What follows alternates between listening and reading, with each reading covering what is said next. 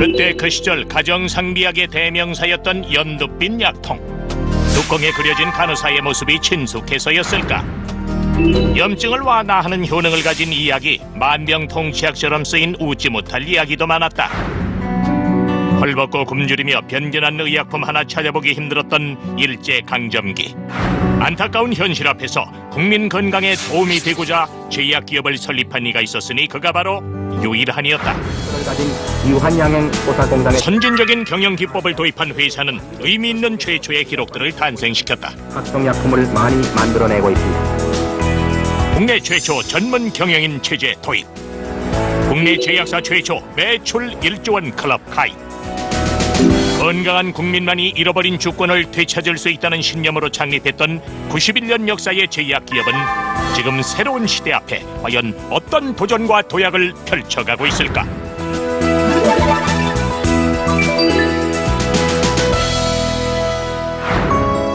암흑의 일제강점기였던 1920년대 이 땅의 제약시장은 일본 회사들이 장악한 무대였다.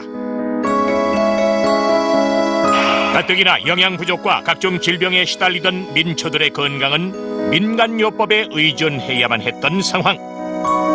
이런 조국의 현실을 안타깝게 지켜본 한 재미 청년 사업가가 있었으니 그가 바로 유일한이었다. 이제 그분이 한국에 오겠다 하는 결심을 할 때에는 제 몇 가지 생각이 이제 함께 있었어요. 내가 여기서 사업을 크게 해서 돈을 좀 더 많이 벌어서 한국 사회로 보내줄까? 아니면 내가 지금까지 가지고 있는 재산을 가지고 직접 한국에 가서 한국 사람들을 위해서 일할 수 있을까? 많이 이제 고민을 하다가 내가 내 사랑하는 조국에 가서 몸과 마음과 시간을 다 바쳐야지 여기에서는 안 되겠다. 미국에서 성공한 청년 사업가 유일한은 고국의 동포들에게 도움을 주고자 중국인 아내 호미리와 함께 귀국했고 1926년 제약회사를 설립했다. 그것이 바로 유한양행. 서재필 선생이 이제 미국에서 한국의 독립운동을 돕는 중심이거든요. 그 결정을 내리고서 이제 서재필 선생한테 가서 얘기했더니 그럼 가게 되면 그 유라고 한 버들하고 버드나무하고 또 이렇게 왕성할 수 있다고 하나의 뜻이 있고 그래서 그 마크를 만들어 주면서 이 마크를 썼으면 좋겠다. 그런데 있는 힘을 다해 우수한 의약품을 만들어 국가와 동포에 도움을 주자는 신념으로 출발한 제약 사업. 혈액, 학질, 기생충, 피부병 등의 치료약을 수입한 유일한은 전국 방방곡곡의 병원과 약도매상, 동네 약국을 찾아다니며 판매를 했다. 이때 유일한이 접한 우리 농촌의 현실은 비참함 그 자체. 생계는 물론 생활 환경을 비롯한 보건과 위생면에서 취약하기 짝이 없었던 것이다. 외국의 의약품을 들여와 판매하는 일로만은 만족할 수 없었기에 그는 직접 약을 제조하겠다는 결심을 굳히기에 이르렀고 한때 가정상비약의 대명사였던 연두색 약통의 주인공이 탄생하게 됐으니 지금부터 그 개발 여정 속으로 들어가 보자.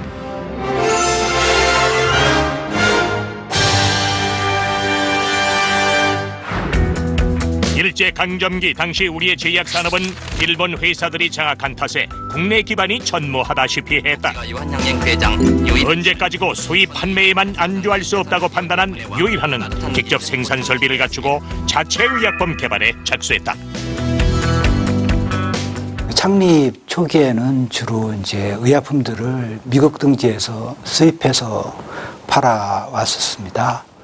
그러다가 1933년도에 유한양에서 최초로 생산하기 시작한 제품이 바로 안티프라민입니다. 그 당시 이제 시대 상황은 상당히 좀 암울했고 또 생활 환경도 상당히 좋지 않았습니다. 당연히 피부병도 많았고요. 오로지 남편의 뜻을 따라 이역만리 태국 땅으로 이주했던 호미리 여사. 의사인 호미리는 당시 남편의 회사 건물 2층에 소아과를 개원하고 아이들의 건강을 돌보고 있던 상황.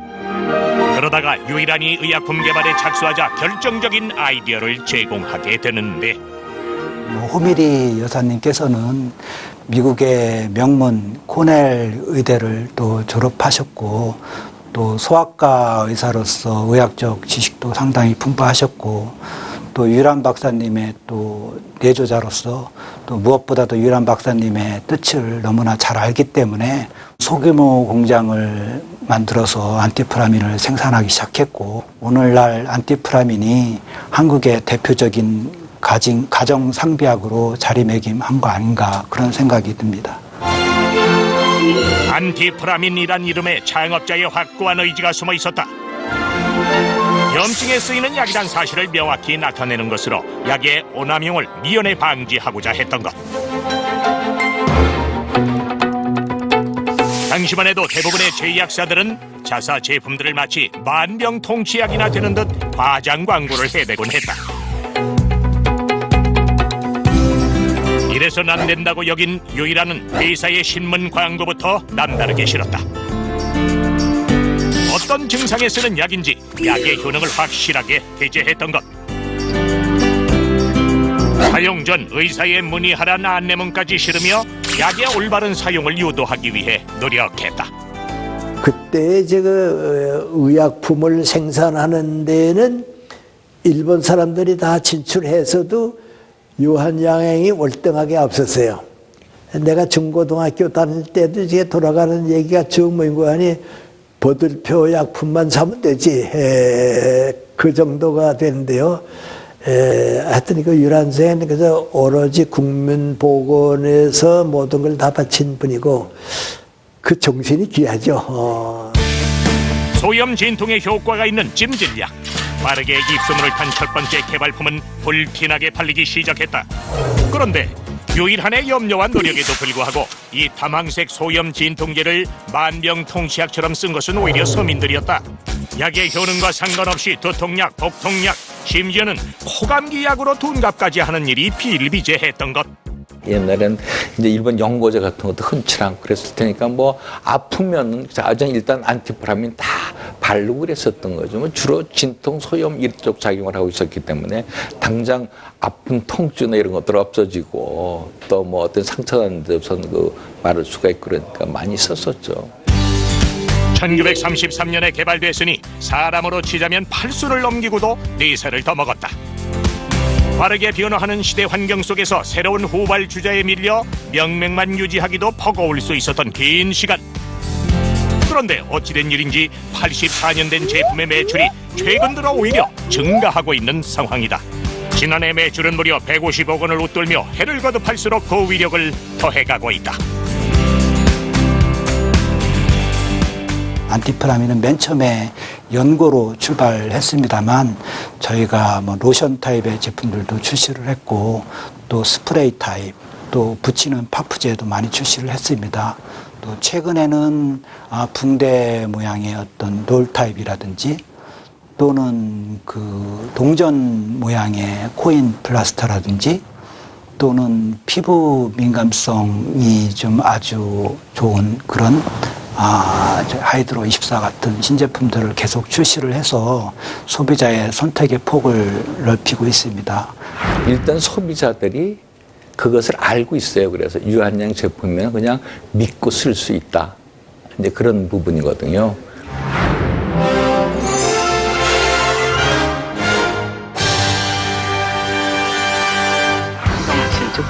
헐벗고 굶주린 조국에 돌아와 제약기업을 세운 유일한. 그런데 경영을 통해 벌어들인 돈을 또 다른 목표에 쓰고자 했다. 바로 교육사업. 회사가 점점 안정적인 성장을 이어가던 1950년대 유일한은 자신의 두 번째 목표였던 교육사업을 추진하기 시작했다. 사재를 털어 고려공과기술학원을 설립한 것이다.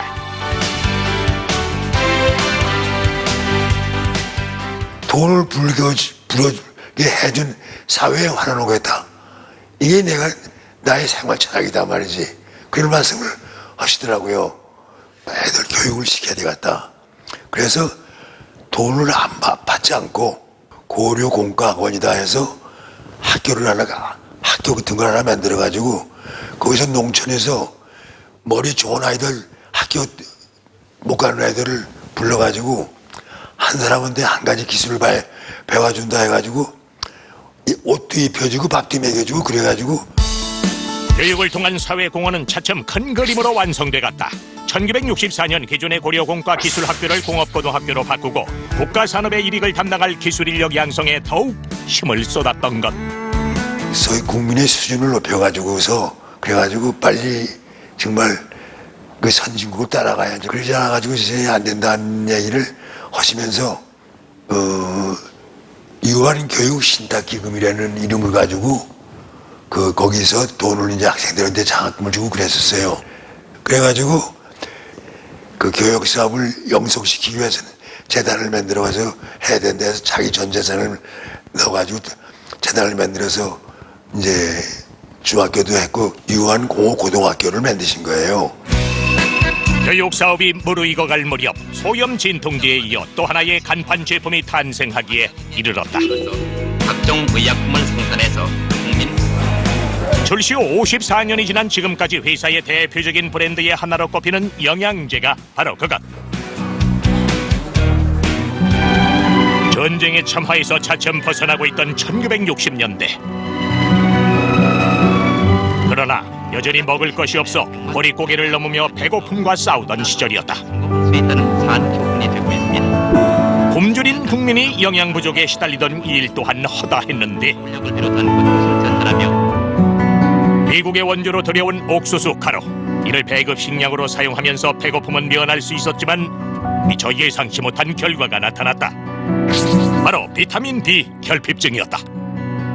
개발될 당시에는 우리나라가 좀 환경이 지금과는 많이 다른 어떤 주로 채식 위주 보릿고개라는 것도 있을 정도로 그래서 그 영양 상태가 좋지가 않았습니다.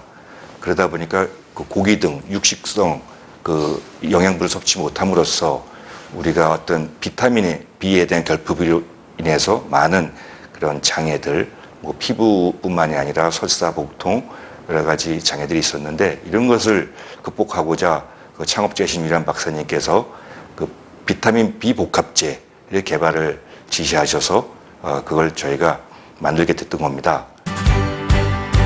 비타민 B 결핍에 시달리는 국민에게 양질의 비타민제를 저렴한 값에 보급하겠다. 이것이 영양제를 만들게 된 유일한의 생각이었다. 그 결과 1963년 출시된 비콤정. 당시 우리의 영양 상태에 맞추면서 체질까지 고려한 비타민제로 국민의 건강 증진을 위해 만들어진 제품이었다. 미국이라든지 이런 대기술제로서 수입됐던 기술을 가지고 우리가 만들게 된 최초의 비타민제가 아닌가 생각이 됩니다. 비콤정이 개발된 건 63년도지만 이걸 리뉴얼한 제품이 비콤C라는 비타민 C가 보강된 정제를 개발하게 됐는데 그게 87년도였습니다. 제가 입사해서 생산부서에서 약사로서 근무를 했는데 그때 처음으로 만난 게 비콤C였습니다. 평생을 제약 사업과 교육 사업으로 사회에 공헌했던 유일한. 76년의 삶을 끝맺으며 전 재산을 사회에 환원하고 간 그의 유품은 양복 3벌 그리고 낡고해진 구두 2켤레가 전부였다. 그가 남긴 6장의 자필 유언장에는 결코 사익을 쫓지 않았던 참된 경영인의 마지막 당부가 적혀 있었다.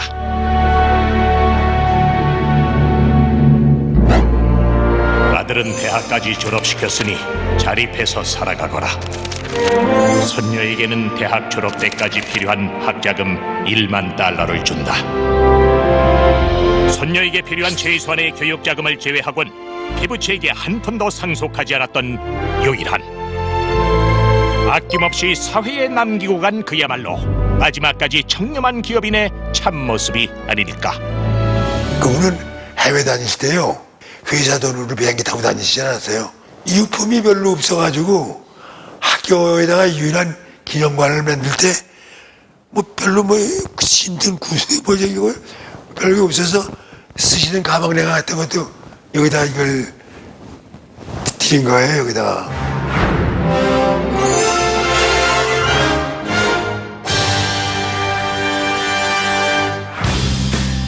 시대를 앞서간 선구자 유일한. 그가 남긴 또 하나의 유산이 있다. 바로 회사의 경영 시스템. 창업자에서 2세, 3세로 이어지는 가족 경영을 배제하고 공채 출신 CEO를 선임하는 전문 경영인 체제를 국내 최초로 도입한 것이다. 근데 이제 유일한 선생의 더 높은 정신이 뭐냐 하면 기업은 내 소유가 아니고 내가 그 기업을 함으로써 사회에 보답할 수 있는 하나의 위탁이다. 그걸 받아가지고서 내가 책임 맡은 위탁이기 때문에 절대적인 내 소유는 아니다. 제약기업은 물론이고 우리 국내 기업들에 있어가지고 일종의 어떤 기업의 사회적 역할 이런 측면에 있어서 나름대로 유한양행이 미치고 있는 큰 사회적 어떤 그 울림, 공감대 이런 건 크다고 저는 봅니다. 척박했던 고국 땅에 제약기업을 세워 달려온 지 어느덧 40여 년의 세월이 흐른 시점. 30대의 청년 사업가였던 유일한도 어느새 고희의 나이에 접어들었고 서서히 경영 일선에서 물러날 시기 역시 다가오고 있었다. 회사 간부들은 미국에서 변호사로 일하고 있는 유일한의 아들 유일선을 후계자로 낙점했다. 하지만 상황은 의외의 방향으로 흘러갔다. 자신의 아들이지만 한국 실종에 밟지 못하고 회사에서 일한 경험이 없는 그가 후계자론 못내 탐탁치 않았던 것. 그러나 회사 내부의 강력한 의견에 따라 아들 유일선은 공동부사장 자리에 올랐다. 그런데 이게 웬일인가? 유일선은 3년 만에 부사장직에서 해임되고 말았다. 유일한의 전격적인 결정이었다. 조카가 16명인가 돼요, 서울에. 아들이 여기 있고 조카가 있고 다 회장님 친척이라고 해서 회사에 채우는 것도 잘못된 거지만 능력이 좋고 영어도 잘하고 뭐 실력 있고 그런 사람들은 왜 회사에 둘 필요가 없다는 게 말이 안 되지 않습니까? 그러니까 조카 패, 아들 패 그런 유한을 며칠 후에 다 없애주고 말아. 이번에 가면 다 없앤다고 그러시더니 오셔서 아들 또 조카도 있었죠. 다 잘라버렸어요. 그리고 앞으로는 일제히 이건 안 된다고 말이죠. 아들을 부사장직에서 해임한 그해 10월 유일한은 공채 출신이면서 자신과 전혀 혈연 관계가 없는 조권순에게 경영권을 물려준 뒤 일선에서 물러났다. 사업의 목적이 우리나라 사람들이 건강해야 되겠다 하는 데 두셨고 또 거기서 나오는 이익이 창출된 것은 다 사회에 환원하는 것이 기업가의 이와 같은 책임이다 생각을 하시고 실천해 오셨기 때문에 유한양행이 지금도 우리나라에서 가장 훌륭한 기업으로 신용받는 기업으로 발전하고 있는 가장 중요한 원인은 역시 유일한 박사께서 심어놓으신 그 정신을 후대 경영인들이 다 이렇게 따라가면서 그대로 이제 실천하는 이 때문이 아닌가 그런 생각이 듭니다. 1969년 경영권을 승계했던 조권순 이후 지난 47년간 10명의 CEO가 회사를 이끌어왔다. 모두 평사원으로 시작해 최고의 자리까지 올라간 전문 경영인들. 이들 중 임기를 마치지 못하고 중도에 하차한 예는 한 번도 없었다. 덕분에 회사의 성장 기반을 훼손하지 않으면서 이사회의 결정에 따라 후임자에게 경영권을 물려주는 체제가 확고하게 자리를 잡을 수 있었다. 우리 회사의 이 소위 오너가 없는 그런 회사인데 그런 면에서 많은 사람들이 걱정도 했지만은 공차로 입사하신 그런 선배들에게 이 경영권을 넘겨주면서 전문 경영인 체제의 효시가 되었고 지금도 그것은 완전히 이렇게 체제를 내리고 있습니다. 그런 편에서 유한에 입사한 모든 직원들은 어떤 공정한 게임 룰에서 스스로 능력만 있으면 전문 경영인으로까지 성장을 할 수 있다는 그런 꿈을 갖고 열심히 일을 하고 있습니다.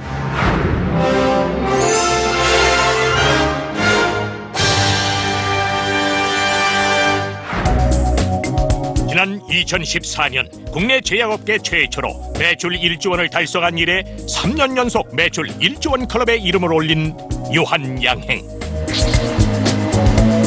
누가 뭐래도 명실상부한 국내 1위 제약회사의 위상은 굳건했다. 그러나 눈부신 매출 성과에도 불구하고 투자에 인색하다는 비판에서 자유롭지 못했던 것은 사실. 특히 수입 의약품 매출이 절반을 넘는 사업 구조 때문에 체질 개선이 절실했던 상황이었다.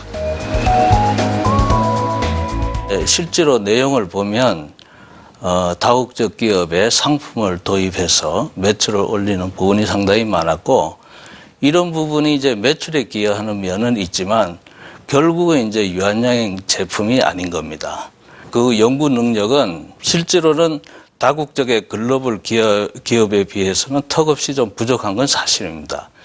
그래서 굉장히 그걸 좀 불안한 그런 이제 상태로 이렇게 인식을 하고, 장기 투자가 이루어지지 않아 미래 성장 동력을 확보할 수 없다면 회사 전망은 결코 밝을 수 없을 터. 연구 개발 분야에 역량을 집중하면서 가능성 높은 벤처 기업을 발굴해 투자를 해왔고, 특히 2015년에 취임한 이정희 대표이사는 적극적인 경영 전략을 구사하고 있다. 그 역시 1998년 평사원으로 입사해 현재 자리에 올랐다. 일부 제약사에 비해서 저희가 지속적인 투자는 했지만 강력한 드라이브는 걸지 않았다. 이렇게 좀 부족했다. 이렇게 이제 생각이 됩니다. 그래서 이제 새로 이제 그 2015년에 이정희 사장께서 취임하셔서 우리 글로벌 제약회사가 들어가기 위해서는 글로벌 신약을 개발해야 된다. 그런 말씀을 이제 천명을 하셨고, 올해도 사실 미션이 신약 개발로 인류 봉사입니다. 경기도 용인시 기흥구에 자리한 중앙연구소. 국내 제약기업 중 최대 규모를 자랑하는 이곳에서 미래 경쟁력을 높여줄 신약 개발이 이루어지고 있다. 신약 하나를 개발하기 위해선 평균 10에서 15년의 세월과 조 단위가 넘어가는 막대한 개발 비용이 소요된다.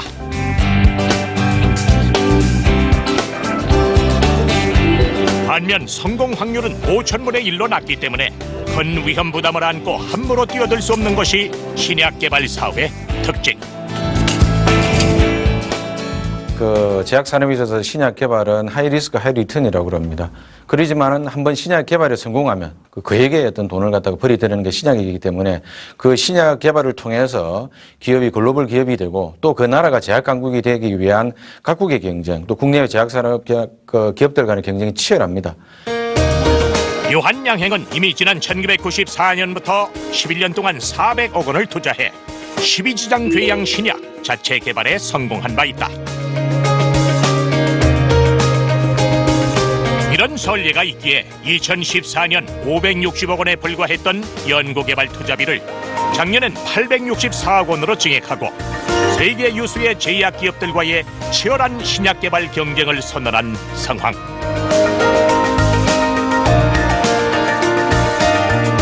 글로벌 제약사 도약을 위해 꼭 필요한 신약 개발의 포커스.